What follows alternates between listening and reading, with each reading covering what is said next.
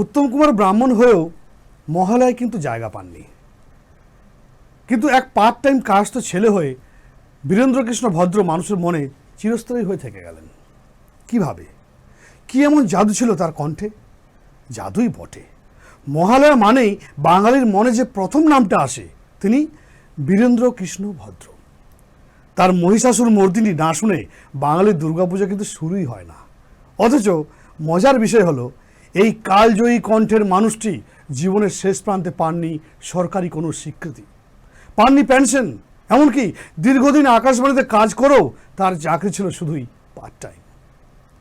অথচ তিনি গড়ে দিয়েছিলেন এক অমর ঐতিহ্য, যা প্রজন্মের পর প্রজন্ম বাংলার ঘরে ঘরে বেজে চলেছে, যার কণ্ঠ না মহালয়ার ভোরে না শুনলে বাঙালির কিন্তু ঘুমই ভাঙে না।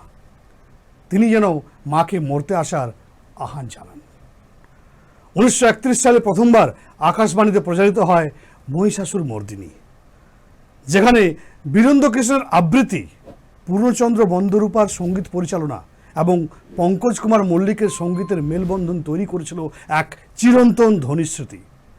বীরেন্দ্রকৃষ্ণ ভদ্র কেবল পাঠ করেননি, তিনি যেন শব্দের মাধ্যমে এক কল্পনার জগতে নিয়ে গিয়েছিলেন শ্রোতাদের, যেখানে দুর্গামায়ের আবাহন, অসুরের বিনাশ আর ধর্মের প্রতিষ্ঠা এক অপূর্ব নাট্যময়তায় জীবন্ত হয়ে উঠেছিল।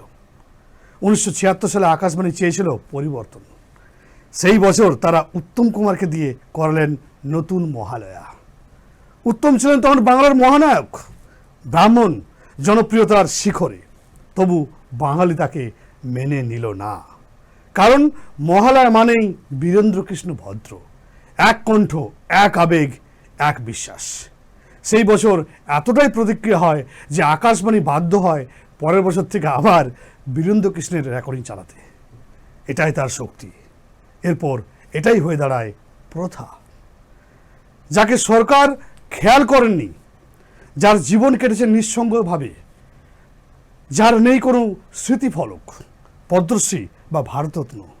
সেই মানুষটি আজও প্রতিটি বাঙালির ভোরের অনিবার্য সঙ্গী হয়ে রয়েছেন মহালয়ার দিনে। সম্মান পাওয়া না পাওয়া নিয়ে হয়তো অনেকেই প্রশ্ন করতে পারেন, কিন্তু ভালোবাসা যে আসল মাপকাঠি তা বীরেন্দ্রকৃষ্ণ ভদ্র আমাদের চোখে আঙুল দিয়ে দেখিয়ে দিয়ে গেছেন। তার কণ্ঠ থেমে আছে অনেক আগেই, কিন্তু তার সৃষ্টি আজও বেঁচে আছে প্রতিটি বাঙালির হৃদয়ে। সেটাই তো কালজয়ী হওয়ার সবচেয়ে বড় প্রমাণ।